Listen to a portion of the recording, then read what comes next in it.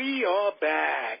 A's Baseball, past, present, and future. My name is Ralph Tycho. I'm with the Comfortably Zoned Radio Network. I'm the kind of weak link over there. But I do have the privilege of introducing the hostess of this show. She is Nancy Finley, daughter of Carl, and niece of Charlie, and in her own right, a Hall of Fame honoree. Tell me about that, Nancy. Yes, Finley at the Hall. Oh, my gosh, it was just amazing. Just nonstop. Cooperstown is gorgeous. And we saw... Okay, tell me about the award, how it came about, you were chosen, and then tell me about your journey to Cooperstown, because not only is it gorgeous when you're there, but the trip up there is gorgeous as well. So, yes. And what's the award about? I know it has to do with your marvelous book that we have been discussing on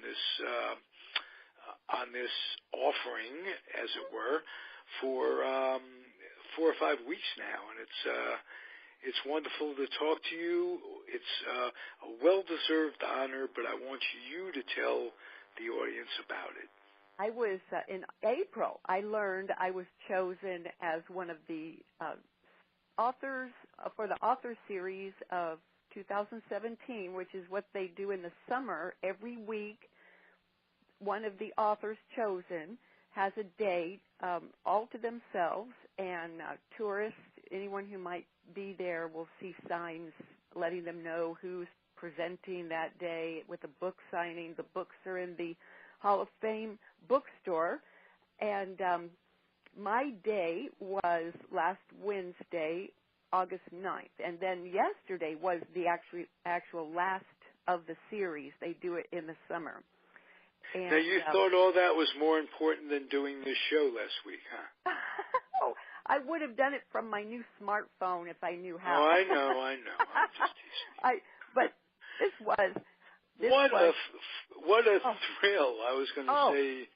I was going to use an adjective, but the name caught myself because oh my sometimes God. I do catch myself.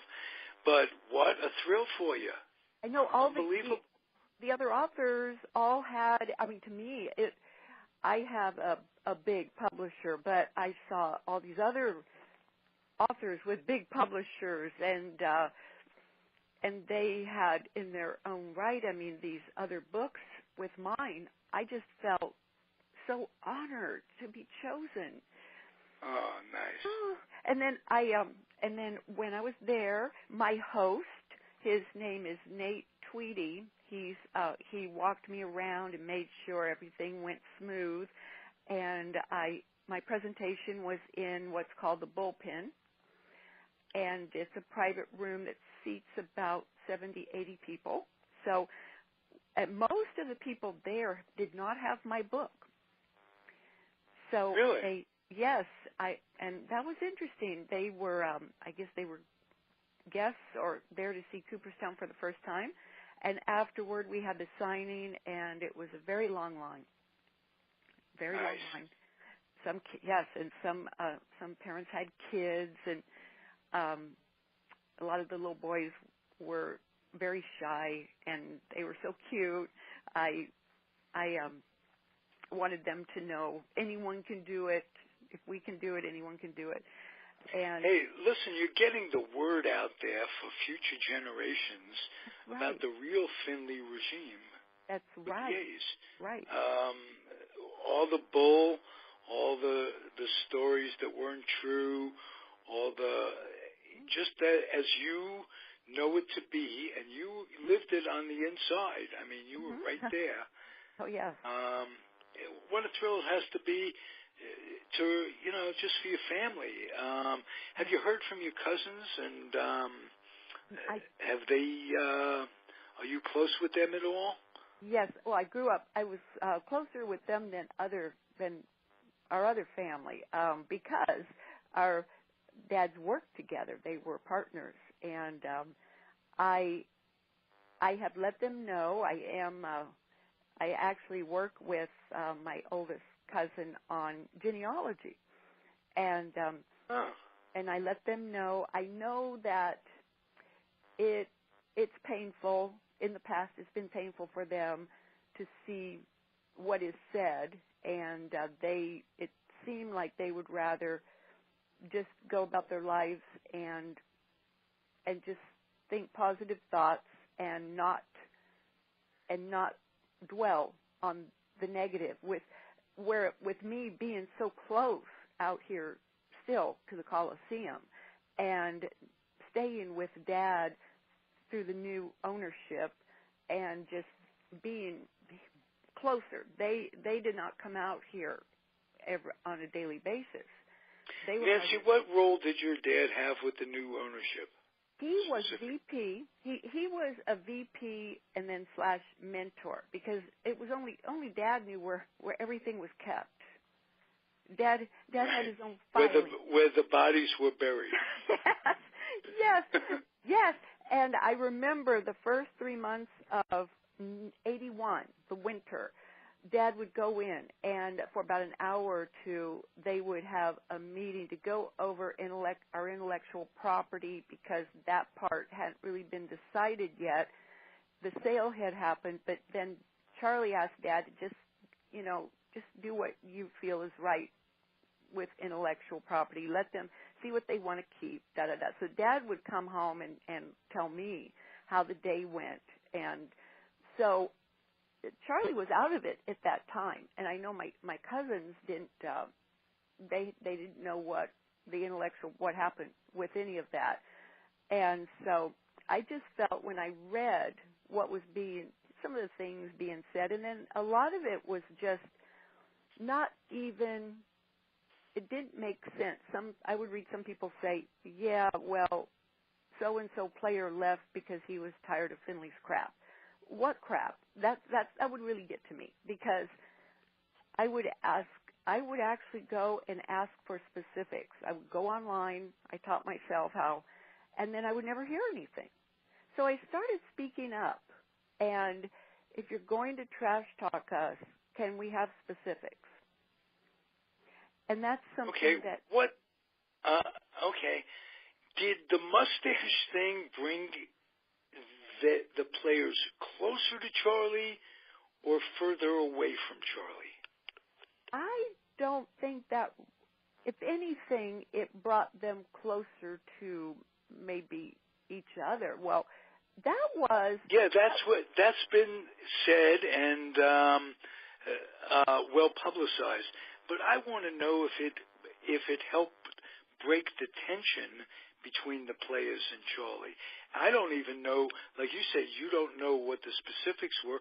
I don't know what caused the tension in the first place.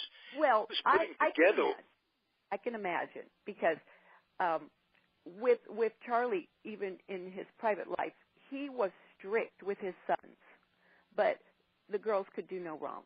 I mean, that's how he was strict. He was, my grandfather was the same, his dad, and he was that way with the players. They were young men, and he felt they needed a father figure. So it didn't have to do with any one of them. He was strict. He was, but he liked to chat, but I think sometimes they might have been confused about whether he was being strict or kidding. But he did try to be a father figure and not a friend. Okay. And I think that could have caused some tension about maybe feeling like he criticized something if he didn't like something how you were wearing the uniform. I'm just thinking back about what it could have been. He could be he wanted things done a certain way because that's how he visioned it in his mind. And I know that the color change was shocking to some of the players. Well, that was way back in Kansas City. Thank you, because I read some criticisms get the time periods mixed up. They'll say Charlie had someone rated us one of his worst teams of all time, and he said for 74, and the reason was he said we had to use nicknames, our bright colors, and I'm thinking, well, that didn't happen in 74. That was a different time period. So things like that, the time doesn't make sense. And this was in a Sports Illustrated, and when I looked at the name of the person who did the survey, he used to work for the Kansas City Star. So there you go. Oh, okay. I can usually. And as we talked about in the previous show, yes. Charlie didn't exactly hit it off with that gentleman right from the start. No, and all I can figure was I guess he should have kept the payments up because I don't know how else he could. Well, if they were blackmail payments, I can see where it's stuck in his craw. Mm-hmm. Yes. To write a check. Well, they weren't known. I mean, it wasn't known. In fact, one of our really early players who was there when the transition happened said that people used to wonder why Mel had so much paid in expenses when other writers didn't have the same. And there was a lot of gossip, what's going on with this, but no one said anything because Mel was actually in charge of the team. Johnson wasn't around. Mel took care of everything. And Mel thought he got together those businessmen and thought that it was given. I heard that they were even popping champagne in November of '60 thinking they had the team. Well, what I don't understand is there's a really blurred line nowadays between church and state. Yeah. Isn't this blurring the line between journalism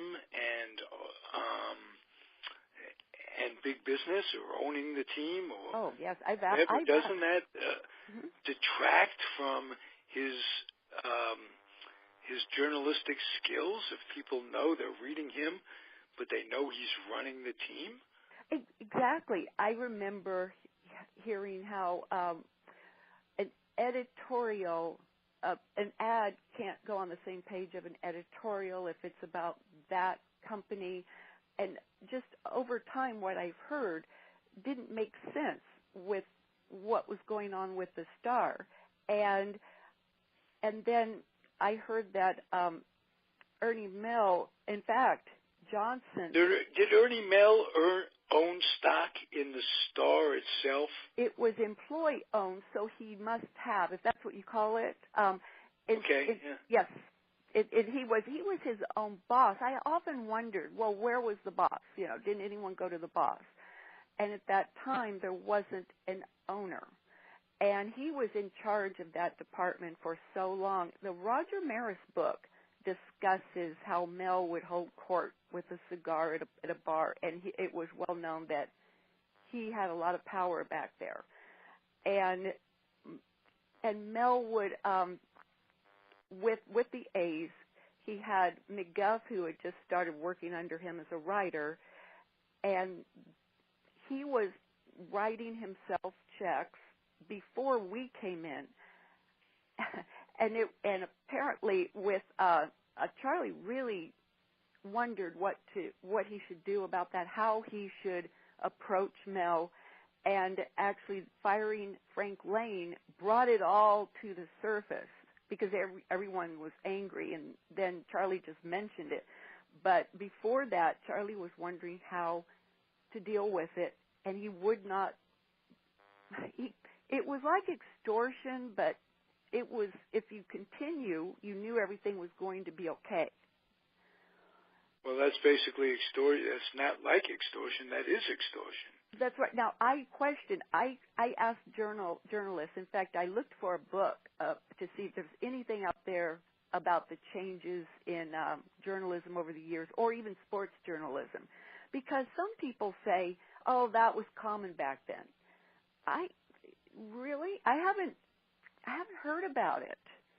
If it's common. The closest thing that comes to mind for me is back east, Dick Young had much the same type of power with the Daily News, with sports writing in New York, as did Mel in Kansas City. Of course, we're talking about a different animal. In New York, Dick Young was basically responsible for taking management side and running Tom Seaver out of town. Oh. That's what it came down to. As a reward, his son-in-law becomes a sports writer gets the beat as a sports writer. He brings so that's clearly nepotism, but he had that power and he had that arrangement with the team itself. I mean, he wrote terrible things about Seaver and his wife and all kinds of things. Exactly. And it was basically the worst thing the Mets ever did. So, yeah, the press can play a heavy-duty role. I would think could have had some compromise, he and Charlie. Mel and Charlie. I wondered and it would have worked. They probably would still be in Kansas City. Oh, I know one thing that didn't make it, that hurt. Charlie brought in Pat Friday, who worked with him in his insurance business, as his GM after he fired Frank Lane. And Charlie is quoted as saying something like, any idiot can do the job of a GM. So right. That doesn't help. After bringing in his friend to do the job. Mel's friend, yes. And he fired. In fact, Mel, apparently Arnold Johnson had talked about moving to L.A., but the Dodgers had beat them to it. And there was nothing written about Johnson thinking of moving. Of course not. Mel was a huge defender of Johnson, the owner before us. Huge defender. He could do no wrong. Right. So with us, I found the first article by Mel after this whole thing happened, August 61, and Mel is just saying this is a really strange call it bad Coliseum. It just doesn't look good, and he's starting to lay the groundwork, and I guess he couldn't really find anything to say about Charlie, so he harped on the fact that Charlie wanted to move. So that remained, and that just grew. It just grew and grew over time, and then that Charlie didn't like the fans. So he just... Well, he was a strange cat, Charlie. You have to acknowledge that a little bit, Nancy. Did he have moments when was he kind of have a lot of mood swings in terms of changing his mind? He's been accused of that. No, I think yes, I'm trying to think of the word I've heard. Mercurial, is that the word? Not mood swings, not where you're talking to him, he's fine, and then you see him an hour later and he's not saying anything. Not that type of mood swing. He was intense, and he didn't. Oh gosh, if did he look for confrontations, or did they find him? He was quick to defend himself if he felt he needed to. He didn't look for confrontations. Sometimes he played around, and I know when I answered the phone at the Coliseum many times, he would have an accent, and I knew it was him, and it just made me laugh. But he did that. He could do really good accents, and I'm thinking if someone doesn't know to expect that, Right. He liked a good sense of humor. He liked someone who could call him on things or ad-lib with him. Right. Okay, he would want to switch places with dads at times. If they were in a bar, like they would change their name. Dad would be Charlie and vice versa. Why would they do that? Just for fun. I've been looking at they did look quite a bit alike. I know actually. they did, and they just thought it was funny to hear a woman then call Charlie Carl. They just, kids do that with substitute teachers. Right. And I remember my mom thinking, oh, it's so childish that they sit and laugh at the Three Stooges. They did. They liked the Three Stooges. Who doesn't like Larry, Moe, and Curly Well, Joe? yes, but my mom thought that was so childish. All right. Well, it was. They liked it. Still, nevertheless, there was a Jacques Brel line. I don't know if you remember. Jacques Brel is alive and living in Paris. And it said in one of his songs, if I could be for only an hour, if I could be for an hour each day, if I could be for only an hour, cute, cute, cute in a silly-ass way. And, you reminded that me. kind of explains it. Charlie liked to Well, say. no, unless you were a little boy once, it's hard to put yourself in that position.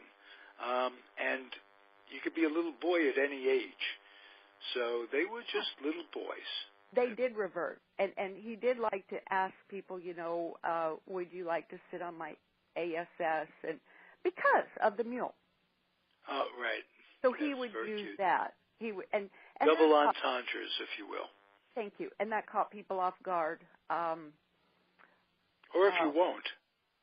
Yeah, I can imagine it would at times.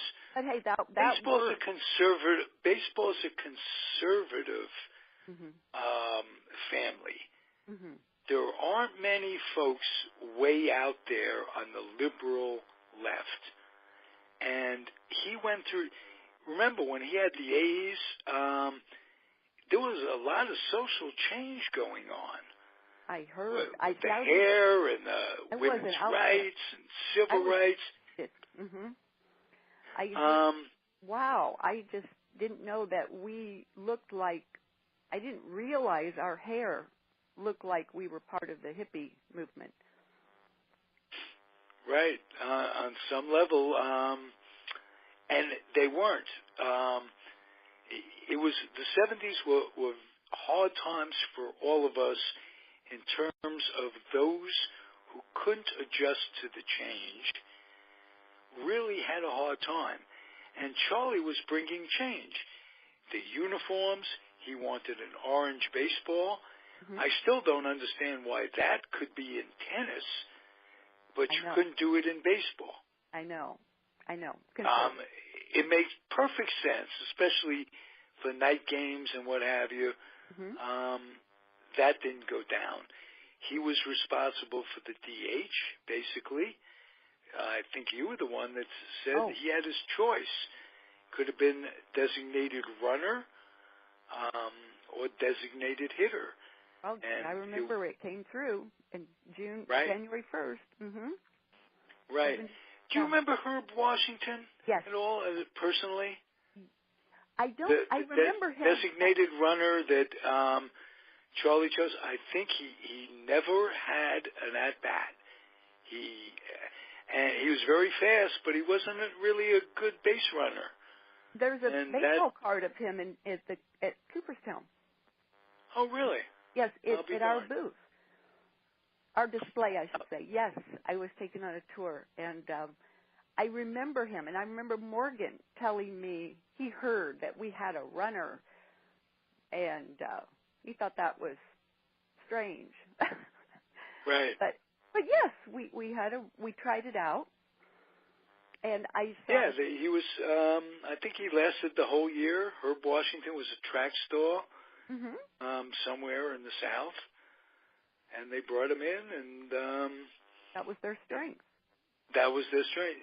They tried things. They were inventive. Let's put it that way. I'll ask you about someone else. Mike Epstein. Mm-hmm. He played with them on the first championship team. Do you have memories of him? Did he get along with Charlie? Did he not? I don't have any memories that stand out in a negative way. Okay. Good. Well, it wouldn't have to be a negative way. Well, or hear rumors. There are so many rumors and gossip. No, he was one of the family.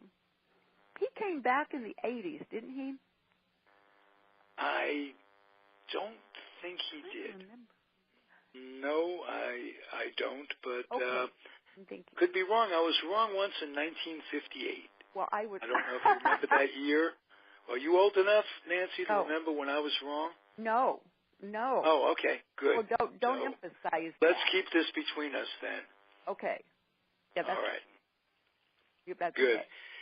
So tell me about the beautiful scenery. Where did you fly into, and how did you get up to Cooperstown? Oh my God! Well, we flew into Boston from Oakland. They didn't have any direct flights to Albany, and then I like normal-sized planes, and it was a surprise because in Boston, the 45-minute last leg of the trip, they had us, I call it a toy plane. They had us get on the smallest plane I've ever seen. And I couldn't have worn my green cowboy hat on that. I had a feeling I shouldn't wear that hat because I didn't want to have to check it on. That was an adventure. And so we did that, and we got in, and it was a beautiful drive from Albany to Cooperstown. It was just amazing. We were seeing names we learned about in history in school, like Mohicans, Iroquois. Oh my gosh! It is. Upstate New York is just enriched with Indian, Native American culture. I know. Everything, every block was historic. So many lakes. It's lush. It makes you think we really are part arid out here. We don't get that much rain. I mean, it rains once a week, maybe at least out there. Right. The plant. Now, you get there. How did they treat you? Did they? Wonderful. Did they put you up? Wonderful. What's that about? Well, I didn't. I needed to reserve. I was told places to reserve, but by the time I reserved, it was the only thing available was the Comfort Inn, which was new, and everything is clean. I mean, very clean. It's off the road. It was just, I was telling Morgan, immaculate. They really keep their places very well taken care of. And we had dinner. Cleaner than the no-tail motel, which it replaced. That would have been, if they had that would have been clean. And then we had dinner at the Otsego. Is it Otsego? Oswego. Yes, thank you. We had dinner on the lake, and we had dinner with Paul Ferrante, who drove in from Connecticut with his family. Paul wrote for Sports Collectors Digest for many years, and he did the article on me in 2011, which actually was the reason. It's a gateway. Charlie was nominated right after that article came out. And Paul's recent book is Roberto's Return, and it shows a picture of the Doubleday Field on the cover, which is right in the middle of Cooperstown. Really beautiful. Nice. Yes. Did you get to walk on that field? No. There was so much I wanted to see. We were walking all over. We stayed mostly at the hall because I wanted to see everything inside.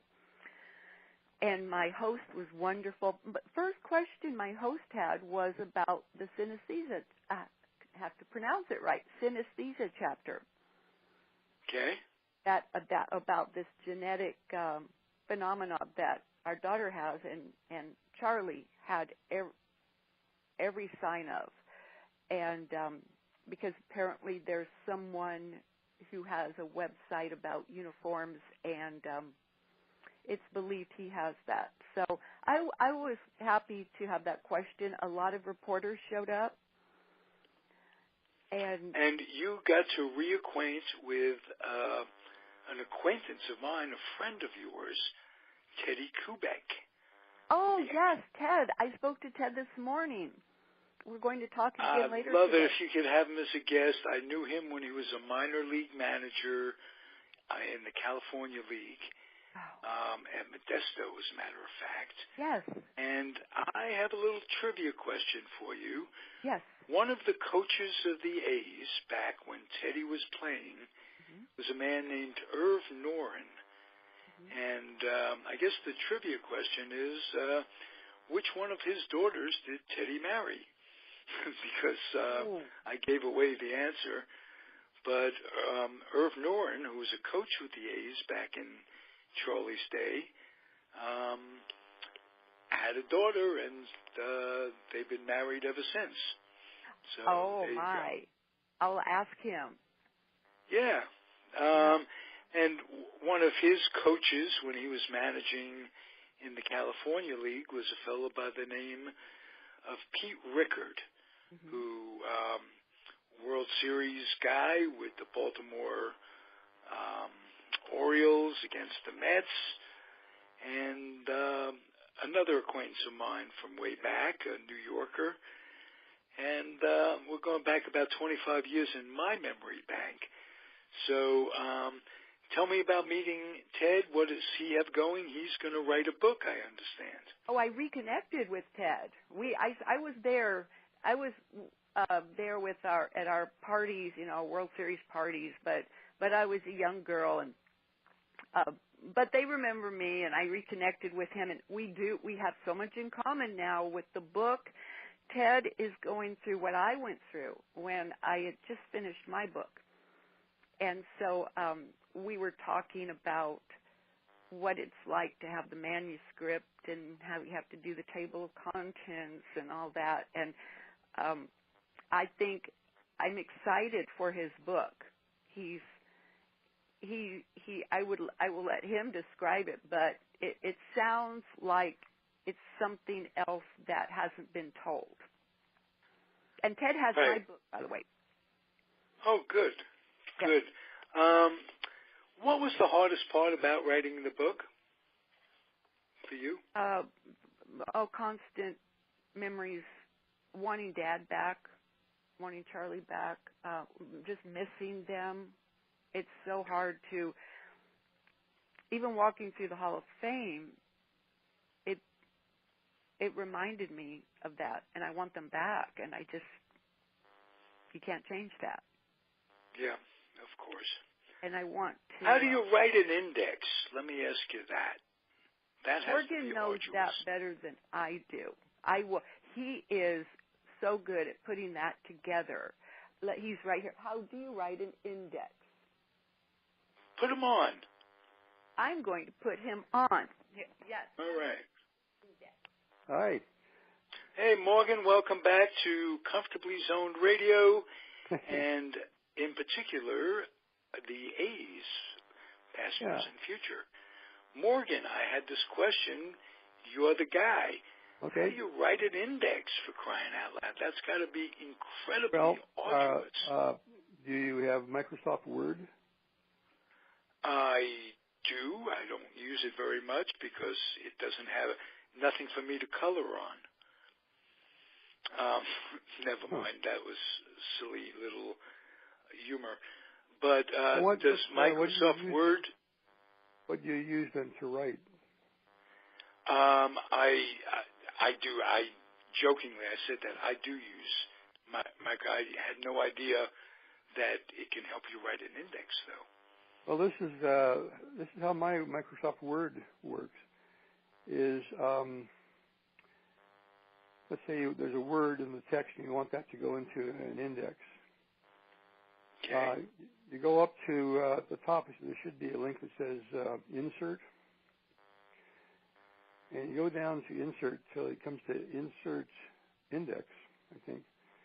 You click on that, and then the word will come up in this box, and or a name, for instance.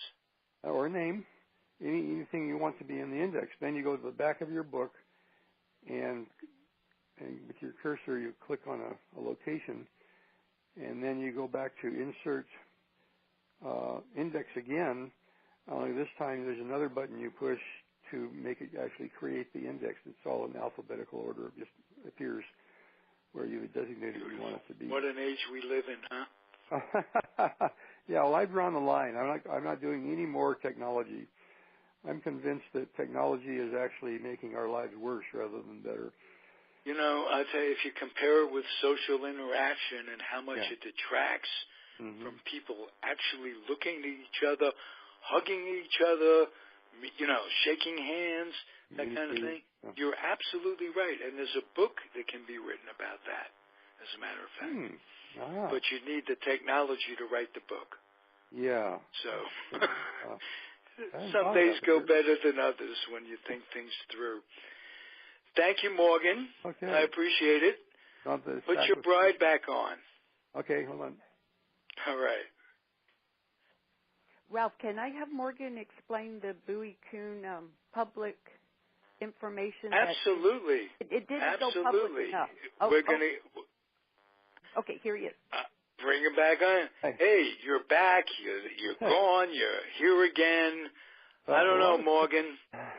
I just do what my wife tells me to do, so I'm here. Oh, who doesn't, right? Let me ask you this. You sent me the information on Bowie Kuhn, and I enjoyed it.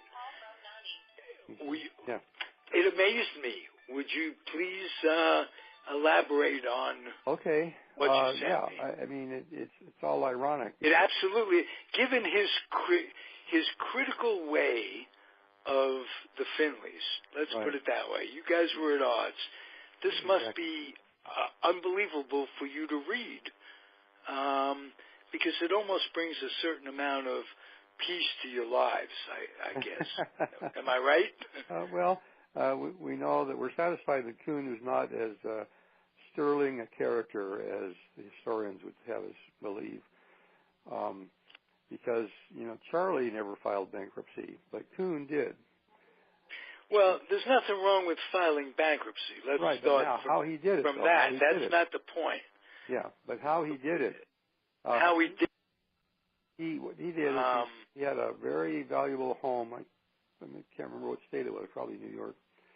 And before he filed bankruptcy, he sold the home, took the money, apparently it was about $1 million, and bought a place in Florida with the $1 million.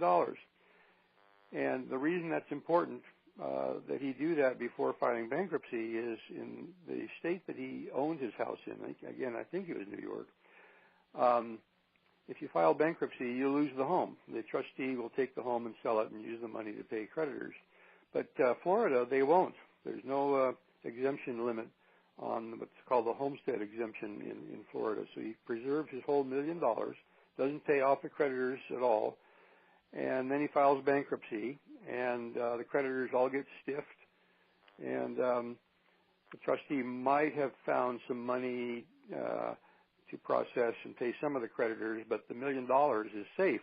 And that incident, that history of that bankruptcy was mentioned in Congress in a discussion about how to prevent bankruptcy fraud, because just intuitively, instinctively, we react and say, well, geez, he hid his $1 million and then stiffed his creditors. I mean, that just sounds like some kind of fraud. Well, was this legal? What he did was legal. It was legal. But that's why. But then Congress started passing some legislation to amend the bankruptcy laws so that it's harder now to hide or park assets before you file bankruptcy. So in some states, the homestead exemption, you're not entitled to it unless you've lived there in that house for like 2 years. So Congress, they tightened up the rules a bit, and I'm sure it's eliminated a certain amount of fraud. But And that was he guilty of anything fraudulent? Well, no, not really. Not, at that time, hiding your $1 million in another state that has the exemption, it was not illegal. In fact, it's still not illegal. It's not technically, it's not fraud, but it just feels like he committed fraud because his highest priority was preserving his $1 million, and to heck with all the people he owed money to. And but on the other hand, bankruptcy is extremely helpful in the bigger world of the economy. When large corporations go into what's called Chapter 11. But that, hold on a second, what? Yeah. So I'm not criticizing everyone who files bankruptcy. I file about 3,000 bankruptcies for clients. Yeah.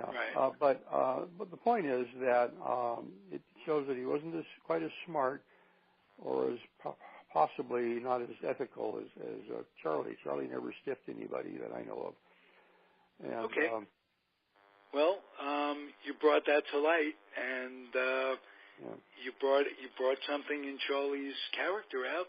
Charlie never stiffed anybody, as far as you know. He did have this rule. He told Carl, said, wait till the last minute to pay the debt. Now, why, I don't know, but so, Well, a lot of us do that. You keep the money in our own accounts. I've got about $7 in interest over the last 35 years. Oh, Jesus, yeah. Golly. I'm going to hand it back to Nancy here. All right. Thank you, Morgan. Thank you. Oh, here, I'll put... That's Morgan King, who is basically, Nancy, he's a kind of a co-writer. Am I correct? He is, yes. Yeah. He helped me. You guys have a great working relationship along those lines. Thank you. What contributes to your teamwork? One thing Charlie used to say, don't pay a bill until you absolutely have to. Okay. Well, you'd be surprised. A lot of people say the same thing. He just had his name in the paper. That's all. Right, and that's the way. Yeah. What contributes to you and Morgan working so well together? Because basically, let's face it, without him, I don't think there's the book. Am I correct?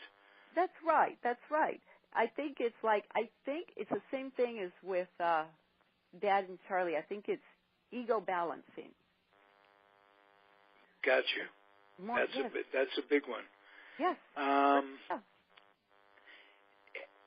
Did you have disagreements over the book about anything editorial? Not really. Not well. A few things Morgan thought were funny that should be in there, and not disagreements though. It wasn't set in stone. So, no, he really helped because all I could do was email him my thoughts. That's how this started in 2009. Nancy, would you tell me how you went about writing the book? Did you write when you thought of something to write, or did you make an appointment with yourself to, say, at 9 o'clock, I'm going to be writing until noon, and then from 1 to 3 I'll be writing, that type of thing? Not that, because... Was it something like that?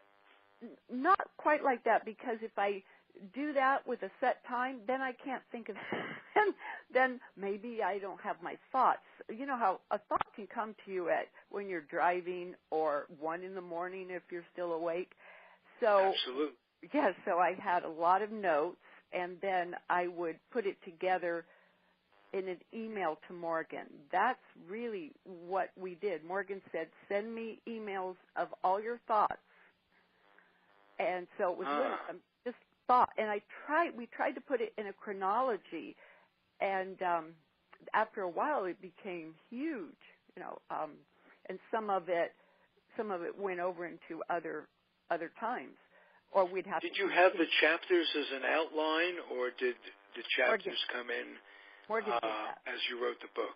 Morgan did that for me, and it was so good. He went to Kinko's, and he had a rough binder made with what we had so far, what I had, and he just put them in like chapter 1, chapter 2. So I had an idea of how it looked, and that helped. Gotcha. And then he would, as we wrote more, and he would just think up crazy chapter names. So we added more chapters, and when we had Kansas City done, then we split it. That way I knew. But sometimes I would think of something that went back to Kansas City. But it was easier that way rather than having everything in a pile. So Morgan organized it for me. He did. He organized it for me because he writes books for attorneys. Right. And so he's used to doing his editing and formatting, so he was able to put it together that way. It was really... Nancy, you mentioned early on when we talked that you have enough material for maybe another book in there. Oh, yes. Oh, yes. I have actually, Morgan wrote the chapter on Louis Kuhn for me. I have that. I have a chapter called Go Ask Alice, Kansas City, and I might have mentioned her. Her face, apparently so many powerful men were in love with her because of her face. It's very difficult. I don't have a picture of her. I wish I did, but I think she was the catalyst that led my parents to finally divorce. I know of another divorce because of her back there. She was a model, and the owner of the modeling agency committed suicide over her. Who is this woman? Oh. So, but I have a chapter on her, and it was because my mom would find like a torn up receipt for a dozen roses to her. And Mom she could go out and put these little pieces of paper together. And Detective yes. Whatever. Oh, yes. And then this is about where she went out one night because Dad was late, always working late, but she had a feeling, and she rode the dirt roads of Kansas City and found a little bar surrounded by forest, and there's Dad's car, and it was the jukebox type of place. And she went in, and Alex was dancing alone in the middle of the floor. That takes a lot of confidence. And she had really long black hair, and Mom's in her raincoat and went over and grabbed Alice's hair. And oh wow, you have a book going. You got my interest right away. Well, this is part of what was left out.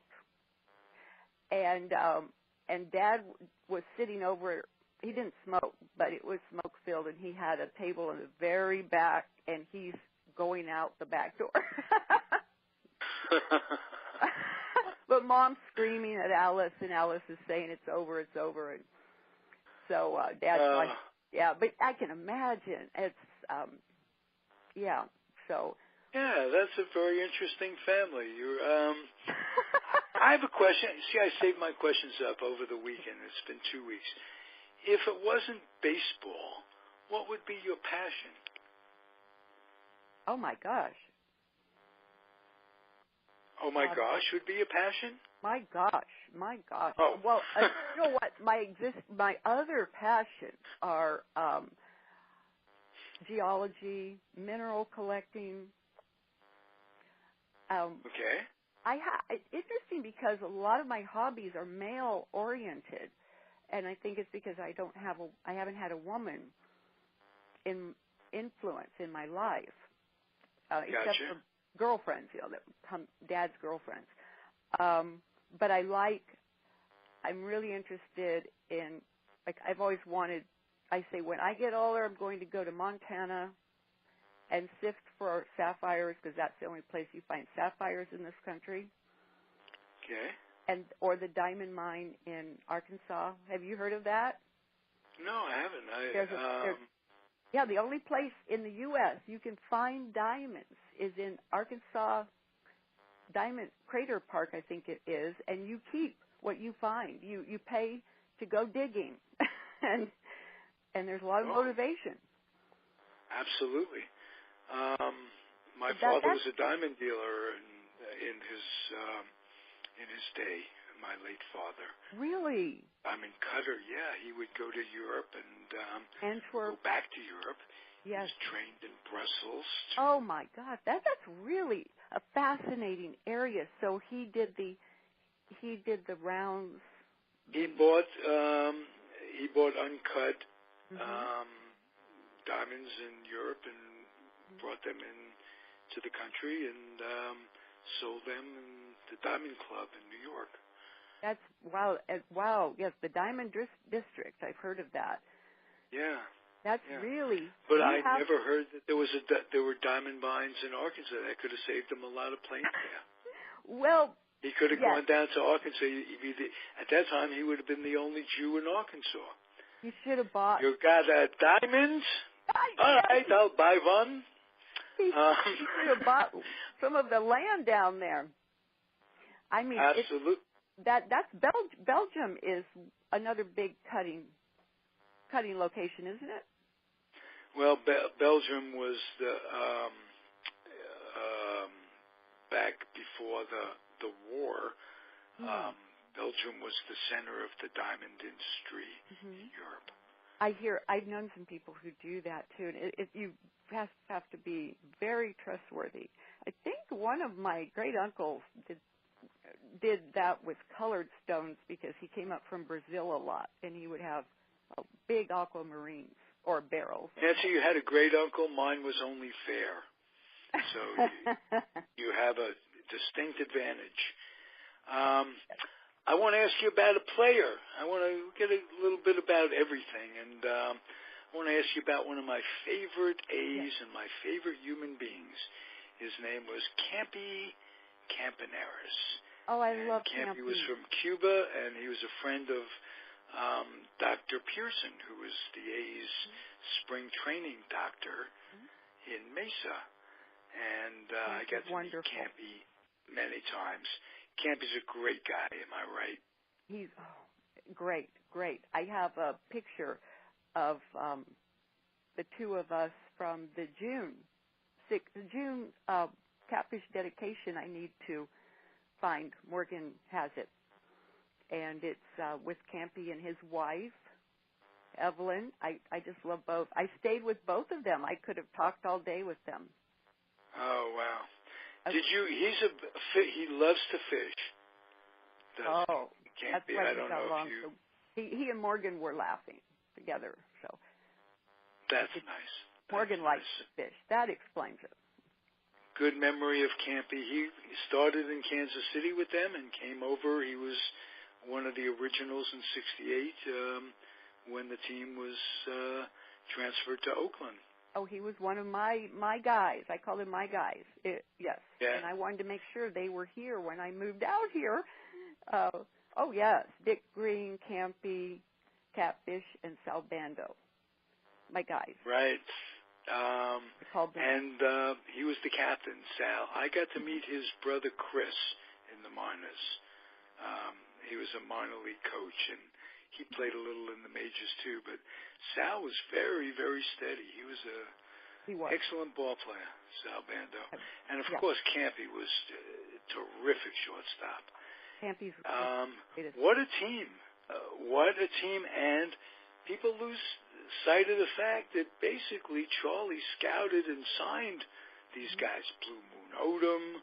Oh yeah, Johnny. Drafted North. Waddell. I think that was the first free agent draft. And not North. Rick Monday. Oh, yeah, Dad. I told you, Rick moved out here with Dad when Dad wanted to come out early, and they roomed together. Really? Yes, I remember. Yes, and later Dad told me what a great-looking wife Rick had. Oh, well, that used to be commended for good taste. Yes, that's what I remember. Dad said. Yes, Dad and Rick came out together from Kansas City, and and made the round. Your dad wasn't the kind of guy who would come home and say, "Gee, that third baseman has an ugly wife." He wouldn't say that, would he? Yeah. He wouldn't say anything. He was too polite. If there was something he didn't really like, but he did comment if it was good. Yes. Okay, I just want, because ugly wives need a little attention too every now and again. Oh yeah. Yeah. Oh, well, no, that's relative. That's in the eye of the beholder. Absolutely. To all those women out there who think they're attractive, I don't want to be the guy to put a damper on it. Oh. You look good, dear. Please don't. I was only kidding. Don't hit. Oh my gosh. Well, I'm just still walking on clouds from Cooperstown. Oh, I can imagine. Did they give you a little memento to take with you, or? Well, I have. Get to take a towel from the hotel? No, I did. But I have something I can frame for being one of their speakers, and it's in color. I don't have a color printer, so if I have copies, I need that done elsewhere. But it's something I can frame. And beautiful.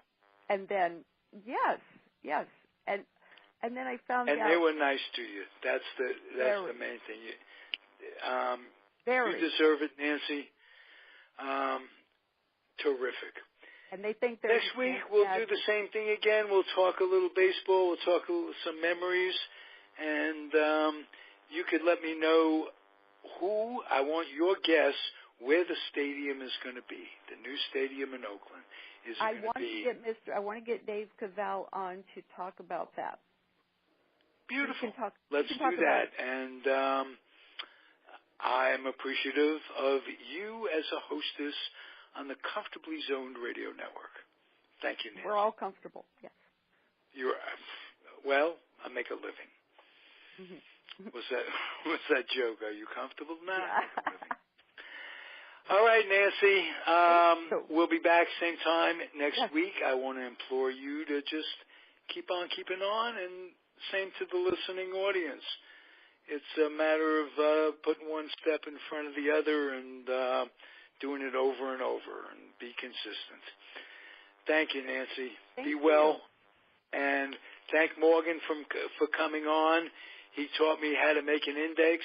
If I ever write a book, I'll go right to it. And that was the most, to me, that was the most scary part of writing a book. How do you compile an index? And with today's technology, boom, it's right there. So thank him. Thank him for his thoughts on Bowie Kuhn. Yeah. And that's cathartic to get out because Bowie Kuhn and the Finleys, for you guys, to get something like that out. I don't think what he did was any more, let's put it different. Trump, the President of the United States, went bankrupt 7 different times or whatever, and talking about screwing people. Yeah. So, when you use it as a weapon like that, then it's really a form of fraud. Although, technically there's no law in the books, so you can't do that. That's very true. And again, people obey the law and they're to the strictest letter, but they will look for the loopholes. Yeah. And that's what it's all about. Yeah. So thank you both.